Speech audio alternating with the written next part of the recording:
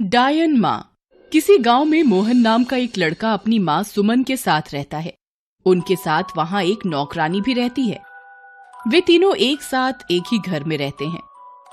मोहन अपनी माँ सुमन से बहुत प्यार करता है, जिस वजह से अक्सर मोहन की गांव वालों के साथ लड़ाई होती रहती है। मैं तो मोहन के इस हर रोज के लड़ाई झगड़े से परेशान हो गई हूँ। आखिर इसे रोकूं भी तो कैसे? इस मामले में मेरी एक बात नहीं सुनता ये लड़का। मोहन आपसे प्यार ही इतना करता है कि किसी से भी आपके बारे में कुछ बुरा नहीं सुन सकता। इसीलिए जब भी कोई गांव वाला आपको बुरा भला बोलता है तो वो लड़ाई कर लेता है। ये बात भी सही है। पूरे गांव को पता है, फिर भी मार खाने के लिए जबरदस्ती उससे पंगा लेते हैं। सुमन की बात सुनकर नौकरानी की आंखों में गुस्सा उतर आता है और वो सुमन की बात का कोई जवाब दिए बिना तभी घर से बाहर निकल जाती है। इस नौकरानी का भी कुछ नहीं पता, जब मर्जी बिना कुछ बताए घर से बाहर भाग जाती है। इसके बाद सुमन एक बार फिर अपने काम में व्यस्त हो जाती है। वहीं दूसरी तरफ नौकरानी घर से निकलकर गांव के पास वाले जंगल में पहुंच जाती है, जहां पहुंचकर वह एक झोपड़ी के अंदर जाती है।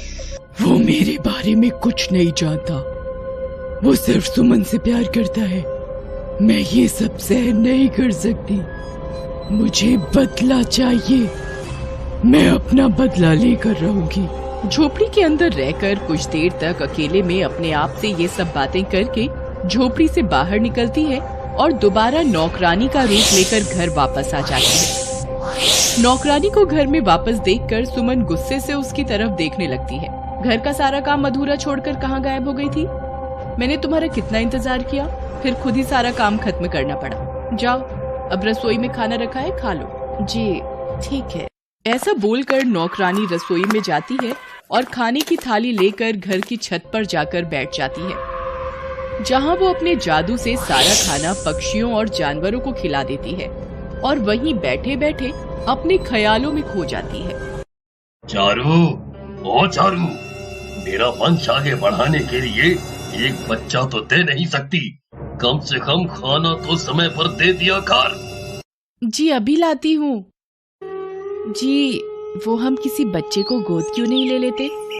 अपनी पत्नी की ये बात सुनते ही चारू का पति गुस्से से लाल हो जाता है और चारू को थप्पड़ मारकर घर से बाहर चला जाता है। घर के अंदर वापस आकर नौकरानी देखती है कि सुमन और मोहन सो चुके होते हैं। मोहन को सोते हुए देखकर नौकरानी उसके करीब जाती है और उसे देखकर नौकरानी रूपी डायन की आंखें नम हो जाती हैं। तभी उसकी नजर सुमन पर पड़ती है और उसे देखते ही अचानक डायन माँ की आंखों में गुस्सा उतर आता है। वह उन्हीं गुस्से से भरी लाल आंखों से कुछ देर तक सुमन को देखती रहती है और फिर वहाँ से चली जाती है। सुमन मेम साहब मंदिर गई हैं। उनके वापस आने तक आपको जो भी चाहिए हो मुझे बता देना। हाँ ठीक है। मोहन नौकरानी के हाथ से गिलास लेकर दूध पी लेता है, जिसके थोड़ी देर बाद वो वहीं बेहोश हो जाता है। मोहन के बेहोश होते ही नौकरानी अपने डायन वाले रूप में आ जाती है और जादू से मोहन को उठाकर बिस्तर पर लिटा देती है और अब सुमन के घर वापस आने का इंतजार करने लगती है। अपने पति को उसकी दूसरी पत्नी के साथ देखकर चारू एकदम हैरान रह जाती है। इससे पहले कि वो कुछ समझ या बोल भी पाती, चारू का पति उसे घर से बाहर निकाल देता है। जब तू मुझे बेटा नहीं दे सकती तो इस घर में तेरे लिए कोई जगह नहीं है। आप ऐसा कैसे कर सकते हैं? मैं आपकी पत्नी हूँ। नहीं नहीं, मुझे घर से बाहर मत निकालिए। आप एक बार मेरी बात तो सुनिए। चारू बार बार कुछ बोलने की कोशिश करती है, लेकिन उसका पति बिना कुछ सुने उसे घर से बाहर निकालकर घर का दरवाजा बंद कर लेता है। पति के घर से निकलने के बाद चारू उस गांव को छोड़कर वहीं पास वाले जंगल में एक छोटी झोपड़ी में रहने लगती है। इसी तरह देखते ही देखते 1 साल बीत जाता है। मेरा प्यारा बेटा, मेरी जान का टुकड़ा, मैं तुझे कभी अपने आप से अलग नहीं होने दूंगी। आज हमें कुछ राशन का सामान लेने गांव जाना है, तो अपनी माँ के साथ काम करने और घूमने के लिए तैयार हो जाओ।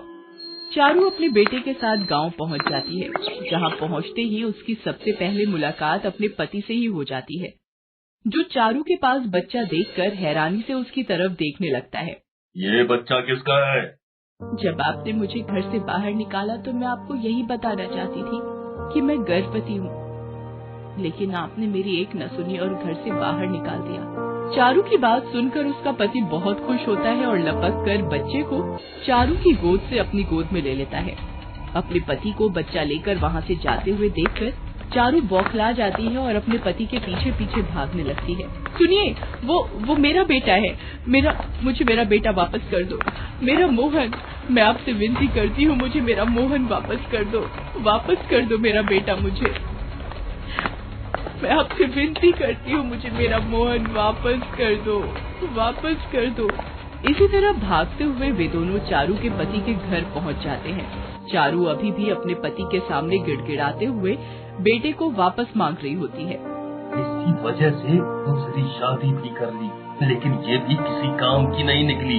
एक बच्चे को जन्म नहीं दे सकती, और अब जब मुझे मेरा बेटा, मेरा वारिस मिला है, तो मैं उसे कहीं नहीं जाने दूंगा। नहीं, मैं तुम्हें ऐसा नहीं करने दूंगी। तुमने मुझे घर से बाहर निकाला, मैंने कुछ नहीं बोला, पर मुझे मेरा बेटा वापस चाहिए। मैं उसे अपने आप से अलग नहीं होने दूंगी। चारू की बातें सुनकर उसका पति गुस्से से लाल हो जाता है और चारू को धक्का मार देता है, जिसके बाद वह वहीं पास में रखा केरोसिन का डिब्बा उठाता है और चारू के ऊपर तेल डालकर उसे जिंदा जला देता है।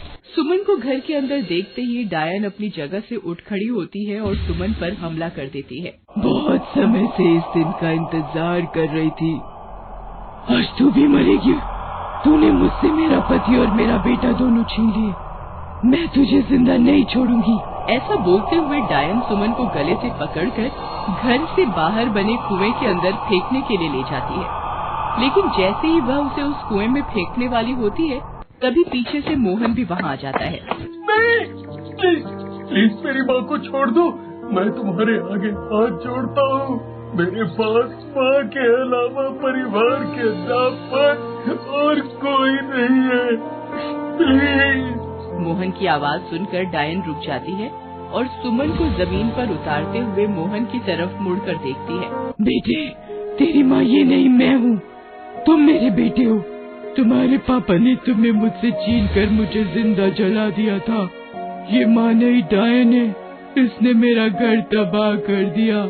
माँ, आपके साथ जो भी हुआ बहुत गलत हुआ, पर वो सब पापा की गलती थी।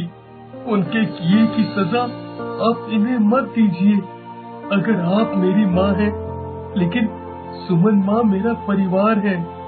उन्होंने मुझे दुनिया में सबसे ज्यादा प्यार किया है। वो कभी भी आपको कोई नुकसान नहीं पहुँचाना चाहती थी। उन्हें मत मारो प्लीज।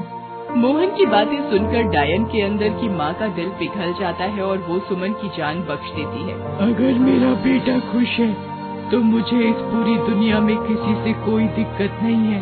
ऐसा बोलकर डायन वहाँ से गायब हो जाती है, जिसके बाद मोहन और सुमन खुशी से पहले जैसे रहने लगते हैं। Thanks for watching.